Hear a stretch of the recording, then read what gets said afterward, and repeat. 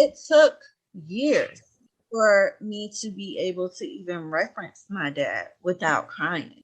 But the first part of my grief, they talk about 5 stages of grief, and I remember when I was preparing for the funeral, just saying, this is stupid. That was my word. That was my word. Stupid was my word. It's just stupid, And I remember I did the obituary, and I put it in the paper in Virginia palette, and I sent a kid to the store to get the paper so I can make sure it was in there. And I opened the paper and it wasn't in there, and I just started crying and feeling like I was stupid. And then it turned out that it was the Washington Post. All of this stuff. And I think it was Tyrone who was like, hey, what paper did you? But I was just such, a mess. I just wanted to do everything right. You know what I'm saying? To honor him.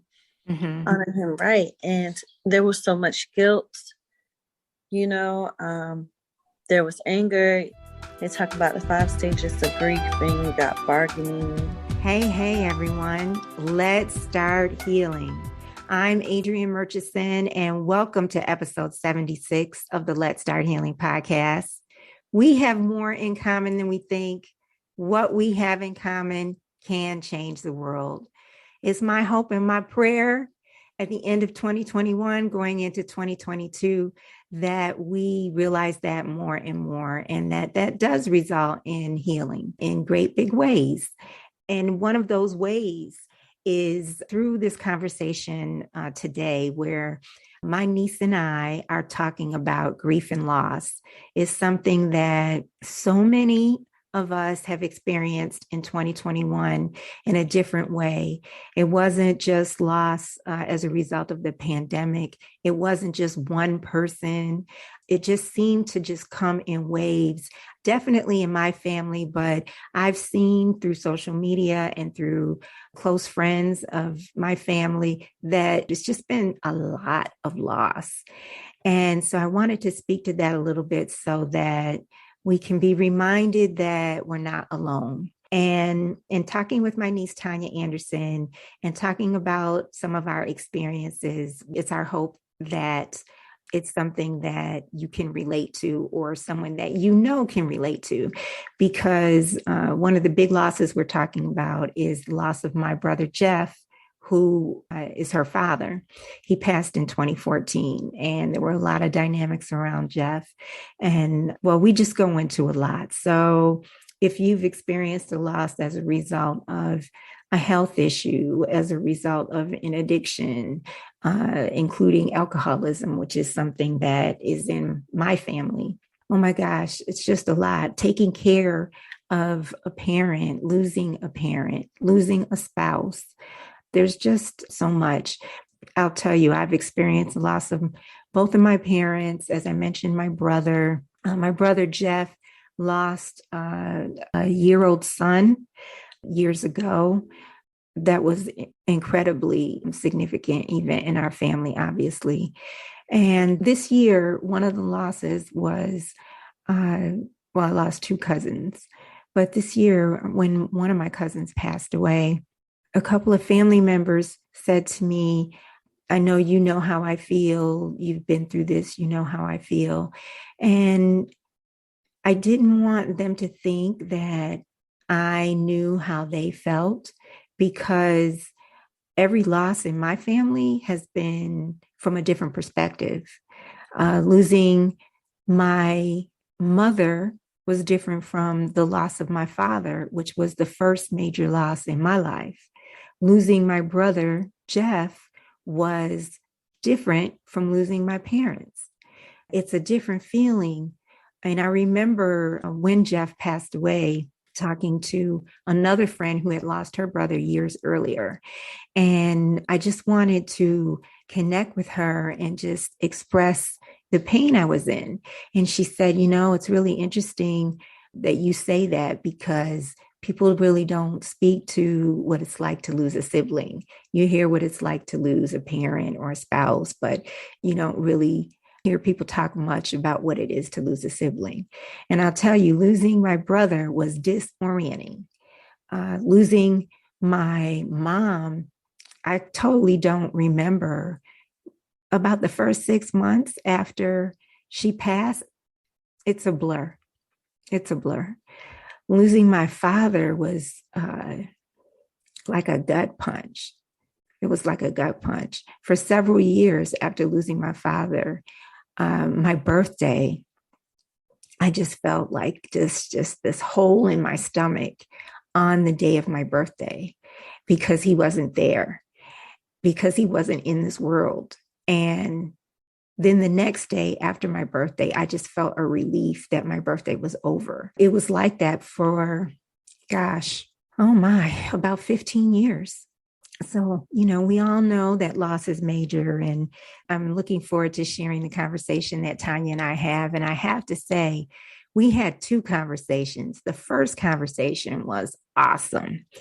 We were laughing and laughing and laughing during this conversation as we're talking about this serious theme, but just different things would come up, just the vibe. There was a lot of humor in our conversation, and I really messed up the sound in that recording, and I wasn't able to deliver that to you. So I had to go back and ask Tanya, can we do this again? So this one is also lighthearted, but it's not as lighthearted as the first one. The first one, we were rolling. Just a little bit of backstory on the dynamics of my family to just help to follow along. There's my mom and my dad, as I mentioned, who passed.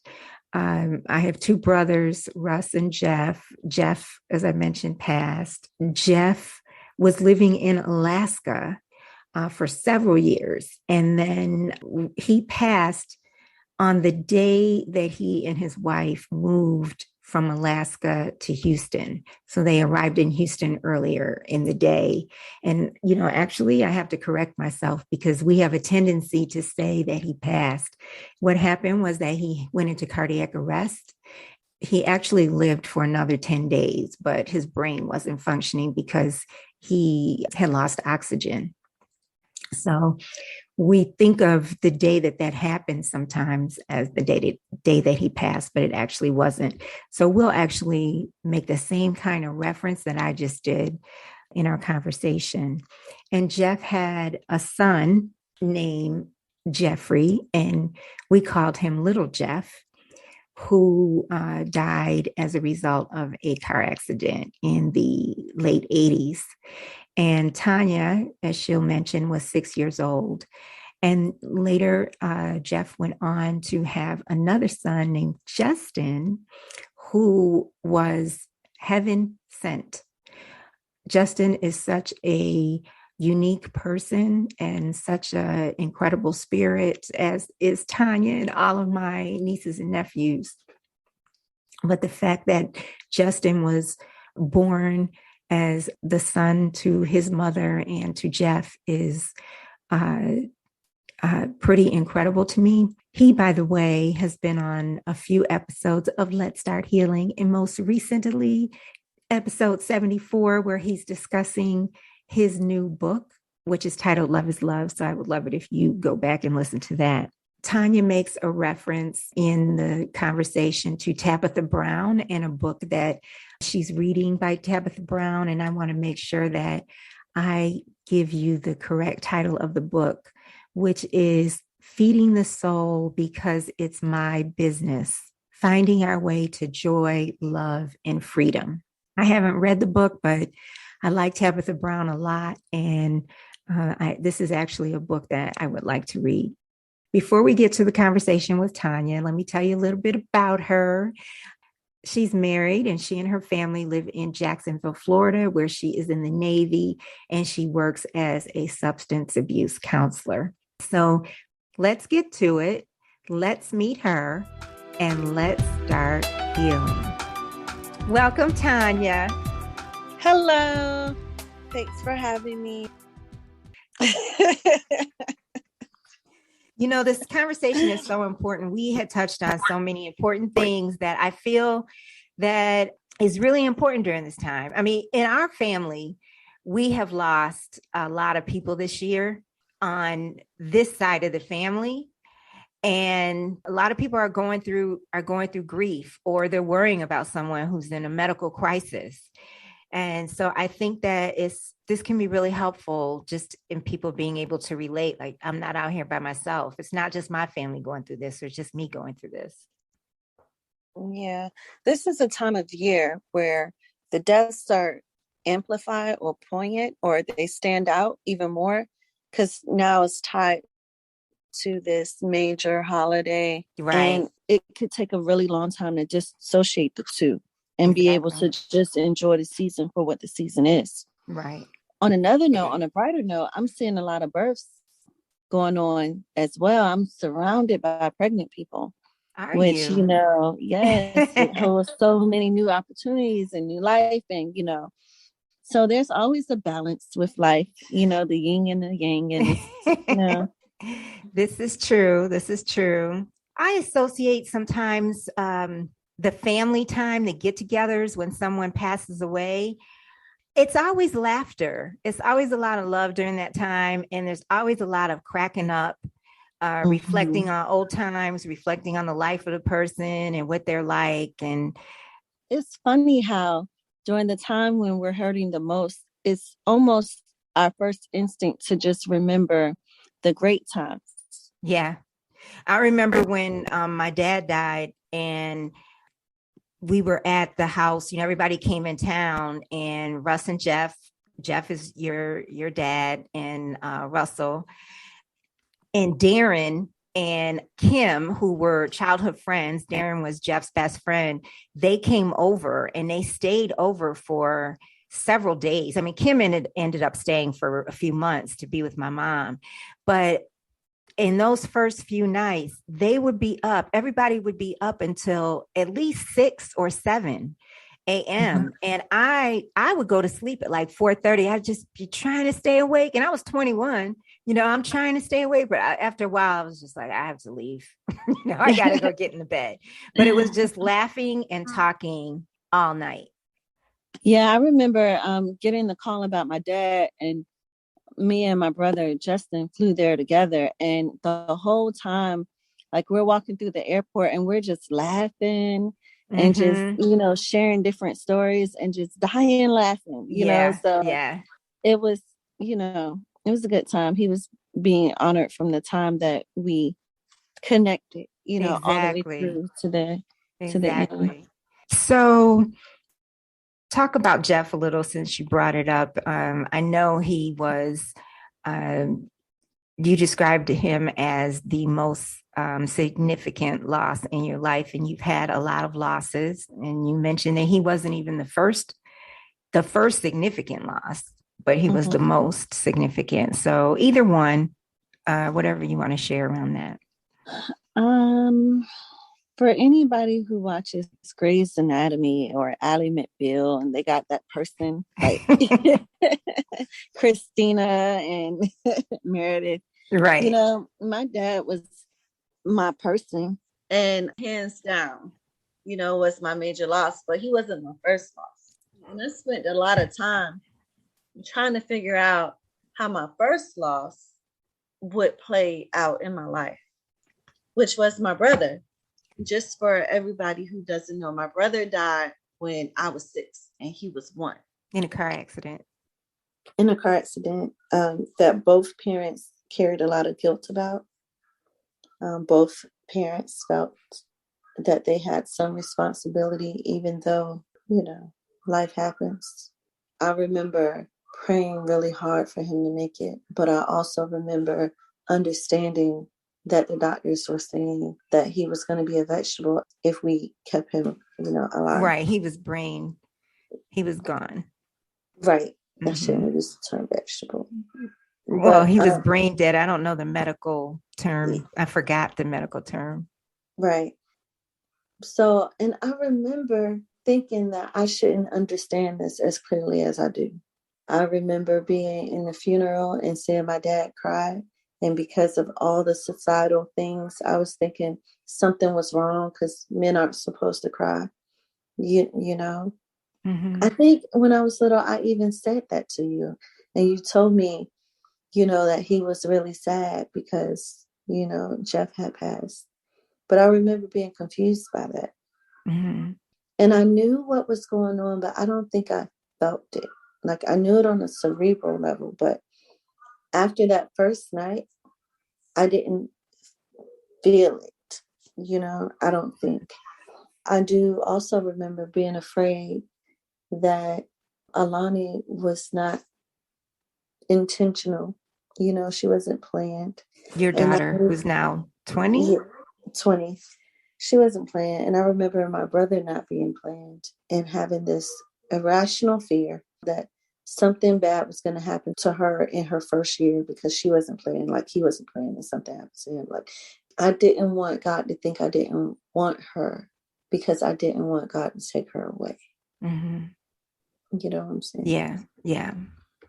And then I had a boy, and it was oh, it's a boy, like, Yeah. So then you had that fear again. Maybe she skated by because she was a girl. Yeah. I mean, grief, and unprocessed grief, and it can take you to some crazy places. Mentally, and I've been there. Did you have that? So you have two boys. So with Christian, you had that. And did you feel that at first with Jalen? Did you have that fear too? No, because Jalen came shortly before my dad passed. So with Jalen, it was, I think Jalen was born in September and my dad passed in February. Well, no, but Jalen was born in 2012, wasn't he? Mm-hmm. Jeff passed in 2014. 2014, yeah. So he had got to see him and hold him in things. But Jalen and my dad's birthday are only a week apart. Mm-hmm. And Jalen looks like my dad, as my dad did as a boy. And Jalen reminds me of my dad in a lot of ways. And just the thought of my dad not being in Jalen's life. Yeah. Jalen, especially just because their birthdays were so close. Like, I feel like he's... And yours is the day before Jeff's. Right. But I felt like he's going to be so much like him. And he has so much of Alani. I can see his influence on Alani's life. I can see in the... Meaning because Alani was close to Jeff, so you're thinking of parallels? Yeah, I can see the influence he has had on her life and her thinking and how out of the box they can be, and how they can be free in certain ways and reserved in other ways. I grieved what Jalen would not experience. Yeah. In knowing him. So that was pretty, difficult. I want to say too, like I can still feel in my spirit. One part that I did know, obviously, your mom was driving and little Jeff was in the car and they had this accident. And Jeff, you explained to me that Jeff passed by the accident. You explained to me in our last podcast conversation, he passed by the accident and was worried that that was her in the accident, but he couldn't get to the accident to see, I think you said, because the police were. And so I didn't know that part, but what I did know was he wasn't home, or maybe I forgot. I remember him saying he came home and that he heard these sirens and that everything in him told him that they were in the accident. And he tried to lie down because, that little part of him didn't want to believe that it was them, but he really believed it in his bones. And just that, fear when you don't have the information and everything is telling you that something is, but then the logical part of you is trying to say, it's not that, that's just your fear. Just what that must have been Yeah, it's so much about that day. And I was so young, and I really think that that particular day. I do know that you weren't in the car because you were getting ballet lessons on Fridays that my mom was treating you to. And Yes. that's why you were not in the car at the time Yes, of the and those accident. ballet lessons, I was so bad. I used to cry. A I what? was so terrible. I used to cry going to ballet. But Trying to yes, give I you do some culture. remember. I do remember. Hold up now. I have not seen you be the most graceful either. What do you mean? I don't know. I can observe the hell out of a ballet. What I cannot do is participate. No, but that's right. I did have ballet, and I do remember being asleep. I remember I was talking to him, and he was like, "Let's play the quiet game," and so I fell asleep. Yeah. And so we woke up to my aunt's boyfriend at the time. They're knocking on the door. I have a knowing, even if I were in the car, I would not have been hurt. Yeah. And it's crazy that my brother got in this car accident and had lost oxygen to his brain for too long for him to be a normal functioning person, you know. Yeah. My mom was already epileptic, but she got on a head-on collision, so that's another head trauma, you know. So neurologically she has a lot of impairments. And then my dad lost oxygen to his brain for too long for him to live a normal life When he had his cardiac event, right? when he had his cardiac event. So I'm the only one in our household in that household, right, that has my neurological, you know, that something neurological hasn't happened to. And right. that lingers, you know. It's like you need to be doing more to maintain your brain functioning because you're the only one who has it. And why is that? What are you supposed to be doing? So that was my first experience with death, and that's kind of how it played out in my teenage mind. So then, you know, years later, I lost my dad, who is my favorite person on the face of earth. You know, I remember like 3 days before he passed, we had this like 2 hour, 3 hour even conversation. We were talking about spirituality, and we were talking about, you know, just life and making changes because he was on the brink of this move to Houston. And I was telling him how I was going through something spiritually where I was trying to grow spiritually. And I wanted to share those things with him. But sometimes, as spiritually connected as he was in, I call it spiritual malaise, but he was one of those people who only felt like he had to be deserving or he had to be really in need, you know, and it was like rude of him to like waste God's time if he could handle it himself, you know. Right. And so we were talking about different perspectives and how I wanted to talk to him more, you know, about these things. And he was like, "You got Tyrone." And I was like, "I don't want him. I want you." So Tyrone, you know, your husband. yes. And so that was like one of the last conversations that was the last significant I don't even want to say significant. It was the last lengthy conversation that we had before he passed, because the day he passed, I called to check in on him, but he sounded like he was tired. So we only talked for like 3 minutes, you know, and then I got a call a few hours later, you know, that he had this cardiac event. But he was just always my person. He was always who I wanted to go to, always who I wanted to turn to, you know, with anything under the sun. Yeah. And what was hard was, so just for some backstory, Jeff was living in Alaska, and we also talked about quite a bit, or we did discuss his alcoholism in our first try at this conversation. And that's really what led to his death. And it's something that you mentioned, that conversation that you had, because he must have just been in a space well, you two always had deep conversations, but I wonder if he was in a different type of space, because I had a conversation with him, I would say the week before. I talked to him on a Wednesday, and then so I would say it would be 9 days before, but it was the week before he was actually they were taking the trip. That conversation, he was really about trying to address his health. And he wanted to stop drinking.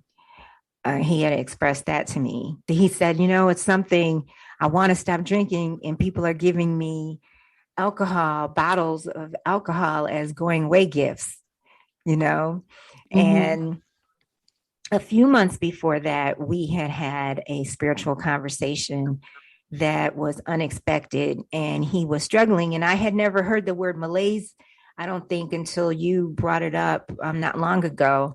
But that's exactly where he was. In the conversation we had, he seemed like he was trying to connect to God, but he didn't. He felt like he wasn't worthy. And then he also felt like he knew everything. So he really didn't know what to ask for. And and that's when I said to him, ask God what you don't know. Ask God to show you what you don't know. And it was just such it was a very emotional, sensitive few minutes. I thought he was in tears. I was definitely in tears. And I just hurt, because I had always wanted him to have a will to live. I felt like at one point he didn't have a will to live.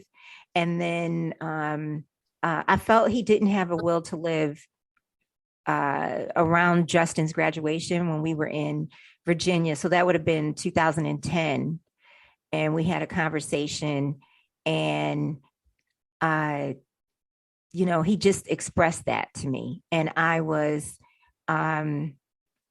upset, of course. And I just wanted him to have a will to live. And then a few years later, I think I've probably told you this before, a few years later, we were just in a conversation, and he called Russell about a problem, and the three of us were on the phone, and we were just talking. And just in him wanting to solve this problem, which is unrelated to what I'm talking about right now, he just indicated a will to live. And I was so happy. I felt so exuberant around that. But yeah, when it came to during our conversation, one of the things that stood out to me was he was saying how he accomplished all of these things. He accomplished a lot. How he accomplished all these things on his own, kind of dismissing the role that his spirituality played in him being able to accomplish these things. But that's fine.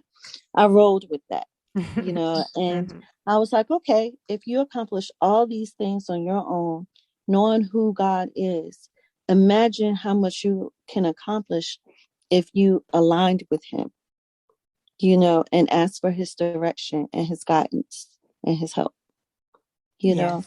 And I found out while he was in the hospital,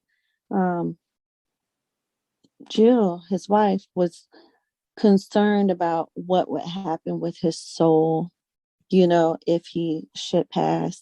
But he had carried on that conversation after we hung up, with her, and they had discussed wanting to make some changes when they got to where they were going. Really? Spiritually. Yeah. So his soul, he may not have gotten a chance to execute. Yeah. But he passed as a believer. Yeah. And for me, that, and for you, that holds a lot of weight, Yeah. Yeah. Well, I never was worried about Jeff's soul at all. I don't worry about anybody's soul in that regard, but Jeff, especially for me, I've said this before to you and to different people, he was the most spiritually gifted person I ever met. He just didn't live in that space. But and it could have scared him. And that's a great point. That's a great point. Especially, I want to get to some other things around how you dealt with this grief, but you saying that, you mentioned the other day that you understand your own power. And when you just said that it could have scared him, I mean, that just affirmed in the same moment that you said it, that he was aware of his own power. Mm-hmm. Yeah. Mm-hmm. Absolutely. That's not doubt in my mind that he was aware of his power. Yeah. Him being aware of his power is the only reason I'm aware of my power, and the only way I can call myself on my ish. You call yourself what? On my stuff when I see on your shit. Yeah, when I'm lacing up my track shoes to run. And so how so speak to that more. You're aware of your power because of him. I think whether he turned to it or not, he knew. Like we would talk about it. He knew that he had a lot of power. Like he was able to connect his emotions and mentality and elevate to a higher level, whatever that looked like. Yeah. You know. Yep. He knew that he knew it, you know. Mm-hmm. So just like I know it, just like he knew it, I know it for me to be true, even though I feel like I have yet to connect to and become the person that I'm meant to become at the level I'm meant to become it. I know that there's something and that I need to stop running from it, and that sometimes I can shoot myself in the foot, you know, and that's about me running from what I know I should be running towards. I'm running from it because you know what's behind you. You don't know what's in front of you. And I think Justin knows it too. You know, he knows he's a man of great power, and that there's responsibilities that come with that. And there are things we're not going to know, or it can be a scary thing, but I think it's a blessing that at least we know that. And we can at least call ourselves on our stuff enough to like at least attempt to get out of our own way. You know, I think the difference for me is that I have, you know, that natural curiosity. Well, one, I've always wanted to know God, you know, as much as possible, which I don't think it's possible to know God completely in this form, but I've always wanted to know God as much as possible. And so my curiosity is, I want to know more. I want to know more. I want to know more. And I feel that love inside me when I feel that connection, when I feel that curiosity, or when I literally feel connected, like I feel connected to you, like I'm talking to you, you know, I feel a different buoyancy in my spirit. So that's why I guess there hasn't been a fear. And that's why I've always rejected that idea of the devil, because that is a fearful idea. Now, I'm not trying to go down that road, but I'm just saying that's a fearful idea. That's a dark idea. But like what we're talking about is a light idea in my head. Yeah, I use the word fear, but really what it is opportunities to grow. Because if we grow in those moments and we push ourselves and challenge ourselves to try to move past the discomfort that we feel that we are associating with fear, that whole thing is meant for growth, which will enable us to like really get to where it is that we're supposed to be and be prepared to inherit the things that we're supposed to inherit when we get to wherever we're supposed to be. You know, I was telling you about that lady Tabitha Brown, and in her book talking about praying to be prepared for the things that you receive instead of just praying for the things you want to receive. Because it's one thing to get it, and it's another thing to be prepared for it when you get it. And recognizing, overcoming, moving through that fear is one of those things that enable growth, which is one of those things that prepare us to receive or to responsibly maintain, you know, whatever it is, whatever power it is that we're supposed to obtain or, you know, hold or bestow, whatever word you want to use. So speak to a little bit your grieving process with Jeff. I think it's something that where you are. I don't know how to characterize where you are right now, because I don't know if I have enough information as far as where you are right now, but I know you've come a long way and it took years for me to be able to even reference my dad without crying. But the first part of my grief, they talk about 5 stages of grief. And I remember when I was preparing for the funeral, just saying, this is stupid. That was my word. That was my word. Stupid was my word. It's just stupid, And I remember I did the obituary and I put it in the paper in Virginia Pallet, and I sent a kid to the store to get the paper so I can make sure it was in there. And I opened the paper and it wasn't in there. And I just started crying and feeling like I was stupid. And then it turned out that it was the Washington Post. All of this stuff. And I think it was Tyrone who was like, hey, but I was just such, a mess. I just wanted to do everything right. You know what I'm saying? To honor him, honor him right. And there was so much guilt. There was anger. They talk about the 5 stages of grief, and you got bargaining, guilt, anger, I'll look them up for you. I know them. Okay. So I was going through stages where all while I was trying to get his stuff together, I'm like, this is stupid. This is stupid. Just mad that I have to do this. It's dumb. Yeah. That I have to do this. And then it was a lot of guilt. Maybe I should have urged him to come to Virginia.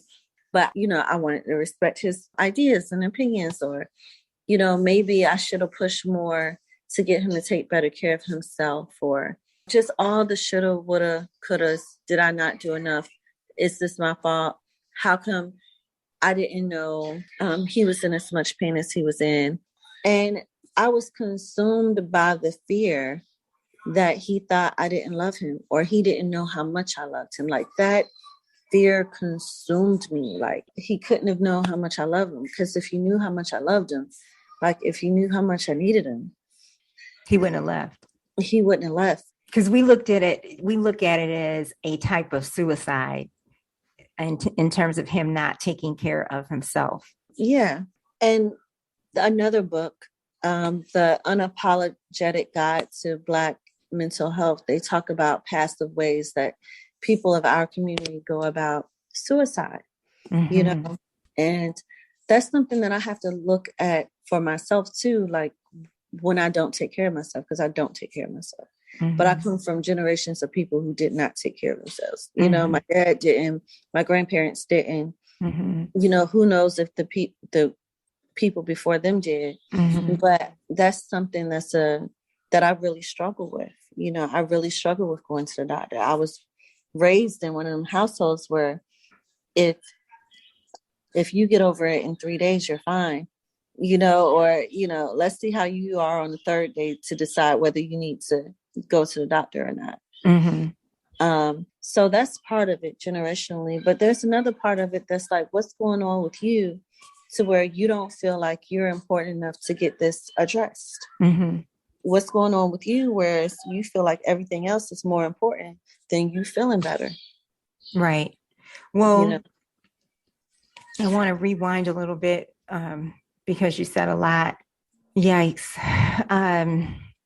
Jeff was in a lot of pain.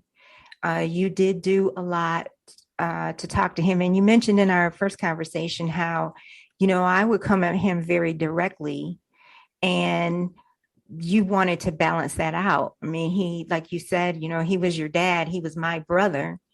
And so you wanted to balance that out. And he was closer to you probably than anybody, and you two talked constantly. So and for me, the way that you looked at it, I understand how you would, as a human being, look at it that way in terms of if he knew, why would he be gone? But for me, and this has been affirmed for me spiritually so many times, for me, because he loved you and Justin so much, that shows me how much pain he was in. He was in that much pain that he's not here. That's how much pain he was in, because he loved you all so much. He would have done anything he could to stay here and to be with you. But that's how much pain he was in. And then I have come to understand, for me and my spirit, that he could be there for you and Justin now. He can be there for you now in ways that he couldn't be there for you when he was here, living his life as a human being, because he shed all of that and he's in a much higher place. Yeah, that concept is something that I came to believe and understand sooner than some of the others. I had to understand that I was his child, and as close as we were, I wasn't his peer. So I'm not privy to everything. I'm not going to know everything. I'm not going to know the depths of his pain. Some of that he's going to not share with me, but understanding that he can be there for us. He's still with me. That's something that I was able to hold on to very quickly. Yeah. And that's when I started catching myself praying to him and talking to my ancestors. And I felt guilty about that too. I'm like, what are you doing? You're not supposed to be praying to people. You can talk to them, but you're not supposed to be praying. You're supposed to be talking to God. I had to learn what felt right for me spiritually. Right. And whereas I wasn't dismissing my Christian upbringing, it became very important to me, like super important to me, to where sometimes I still have to go back and forth with certain believers because, they have an opinion that's contrary to what I choose to do. They judging you. But I need both. And it makes me a better person. It makes my decisions, especially when it comes to family and how I want to respond or interact. It makes me better because I'll sit and I'll talk to them and I'll let them guide me, and I'm better for it. Yeah. It's, I don't know how to say this so that a listener could understand, but you started researching our family's ancestry, and then I joined you, and it was definitely through my eyes for you a spiritual experience. I mean, it was for me too, but in a different way. I mean, I feel connected spiritually to family anyway, but I mean, I could just see the things you were a natural detective, in the way that you were going about looking for information, getting information, just everything is, when it comes to that, it's like I can almost see it with my eyes. It was spiritual. It wasn't a fact-finding mission, quote unquote. It was a spiritual thing for you. Yeah, it's funny you use the word detective because of your dad, my granddad, but it's certain things that you find, you just see how much was imparted in. I saw how much was imparted in me, what gifts were given to me, how connected I am in certain ways, in different facets, for all of them. So it just brought that oneness that a person may not experience because you don't get to live with everybody at the same time.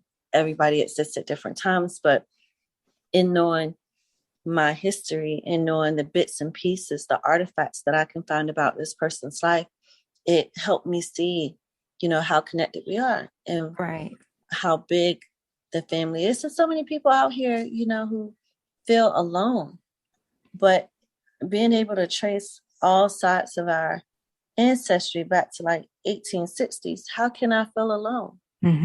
How could I ever be alone? So that's right. It's a gift. And also with Jeff, you had a will, you had to, and I mean, I can speak to this too when it comes to mom, but I think you had to come back to a will to go on in your loss of him.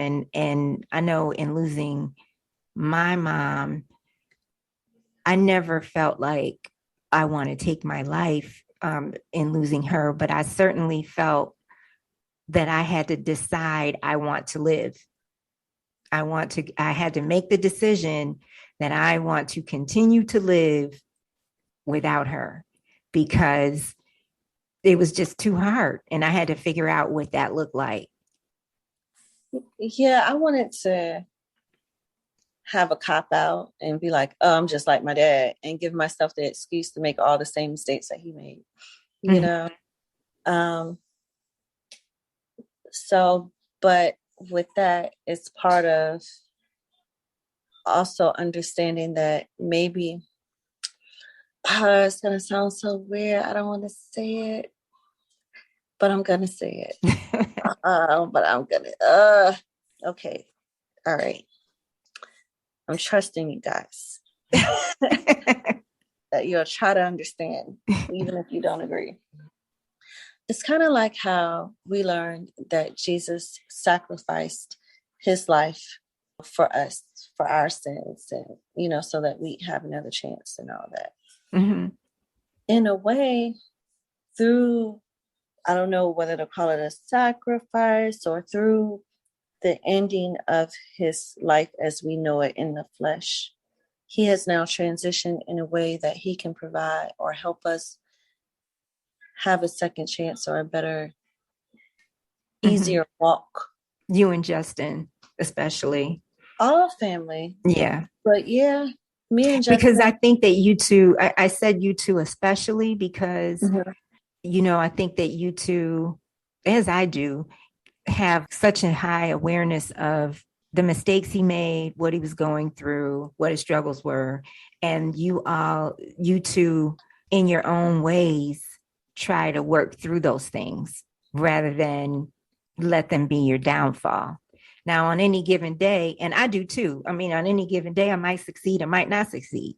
But right. I think that you two have such an awareness that you're trying. And you spoke to that a few minutes ago, too. You know, that one of the most powerful things was a dream I had. It may have been a couple of years after he passed. Mm-hmm. And in the dream, I think I was having a restless night's sleep. And I think maybe I went to sleep to gospel music. And in the dream, he was in my office with a map. And he was saying something along the lines of, where do you want to go? You know? Mm-hmm. And I didn't take it as a geographical location, but where do I want to go with my life? Like, here's the map. You know, all these options are yours. What are you going to do with it? And I just woke up. I woke up in one of those, you know, yeah, like you see on TV where you sit straight up. You know? I do feel like I have a responsibility. I have an opportunity to handle his unfinished business. Justin has an opportunity to do the things he can figure his way out to do. Right. You know, so, and I don't want to fumble the play. And even if it takes me till I get 45 or 50 to just get everything balanced and be that ideal self-actualized, as Maslow says, you know, however long that takes me, then it's worth it to just get there in this lifetime, in this form. Right. You know, so maybe I can be the blueprint for how to do it among the living. Right. So I want to bring something up, and I might edit this out because this might sound too crazy. But I actually been meaning to go to the Bible. I brought my Bible downstairs today because I was going to go look this up, and I did not.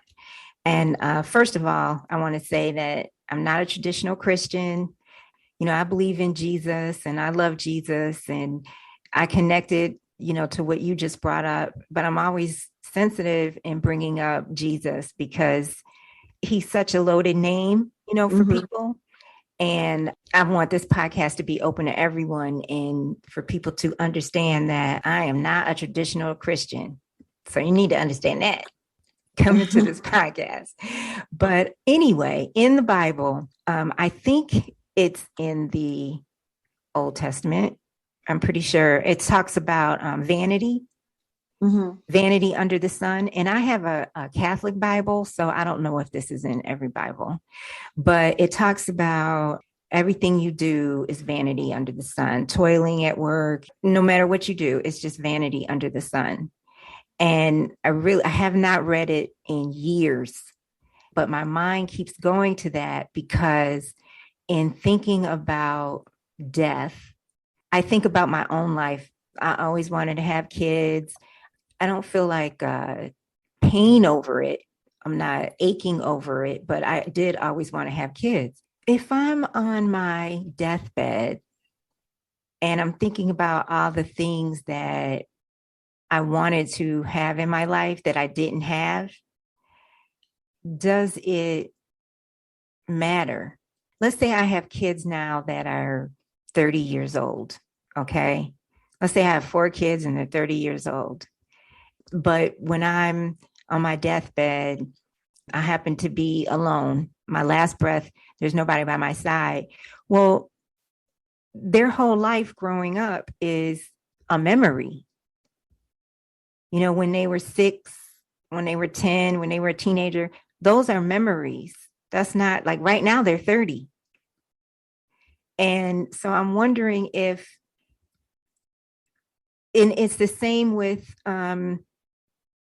anything that I accomplished or didn't accomplish, they're all still visions. So I'm just going back to, does it matter? I mean, of course, everybody matters who's in my life and who I love. Everybody matters. But in a spirit sense, does it matter? What really matters is the present moment.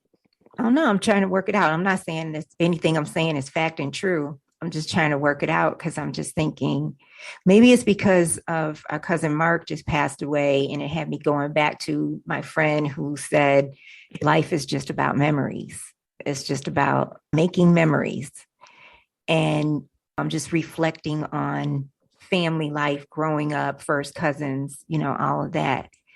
I connect what you said to all of the conversation about mindfulness and meditation and being in the now, because it is important, because all you have is now, really.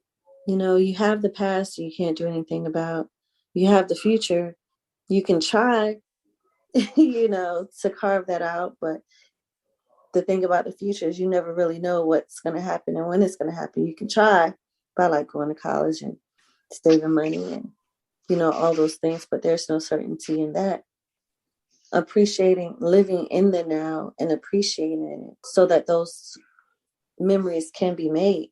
Because sometimes we're so busy living in the future or living in the past that we're not creating the memories that we can right now, like in the present. And those are going to be the memories that we have to hold on to when we do lose somebody. Yeah. As we discussed earlier, the first thing we go to is those memories. So it's important that we take the time to make them. This is so true. Okay, Tanya, my healing questions. Are you a healer or a seeker? My first instinct is to say a seeker. Mm-hmm. I can't not say that I'm a healer because of what I do. Mm-hmm. You know? Yeah. But you're a counselor. Yes, like I'm a substance abuse counselor. But even in trying to do that, I'm constantly seeking new things, new perspectives, new information to be a better service to them. I'm a seeker first. And when do you most feel the presence of God or your higher power, if you call God your higher power? My first answer in this moment, because who knows what I said the last time. When I feel like I know something that God told me, like I feel it in my body. Mm-hmm. You know, I'll feel like a ringing or, you know, a vibration. Right. When I know that I know that I know, Right. I feel it, and only that's what I trust when I know that it's coming from God. So I guess that's when I feel the most connected. And can you think of a time when you had a miracle or a blessing and you knew that was from God? Like you had zero to do with it. It was just not you doing. The most recent one was deciding to reach out to my uncle. Say more. Yeah, it's fine.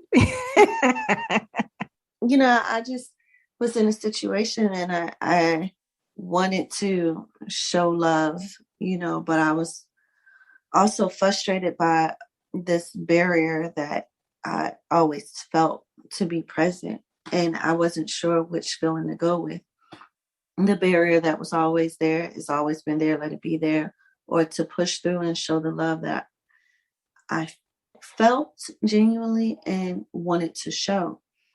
And despite what history would tell me what happened, despite the evidence, the empirical data that has been collected over the years, I decided to go with love, and mean it from a genuine place and have complete peace in my heart in doing so. And that was God. Yeah. And the ancestors. That's beautiful. What do you think that God calls you to do for yourself and others through your work? I always find an answer for me in helping them and find an answer for them in helping me. The two are combined. And God, it's funny how, and I don't even know if this answers your question, but it's funny how God can place what I need for them in my lap. I can, whether I randomly open A Course in Miracles, which is not my primary belief system, but I'm open to all things. Or whether it's a quote, like He guides my steps in how I interact or in what should be shared with them, what He wants them to have or receive. He guides me through that. There's always something for me in that too. That's beautiful. That's beautiful. Thank you, Tanya. You're welcome, ma'am.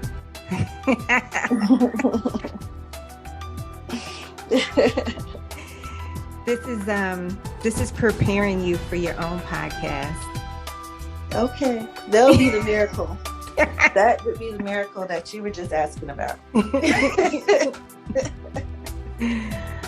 Thank you for joining us. Remember, you can listen to all of our episodes on traditional podcast platforms. Until next time, let's start healing.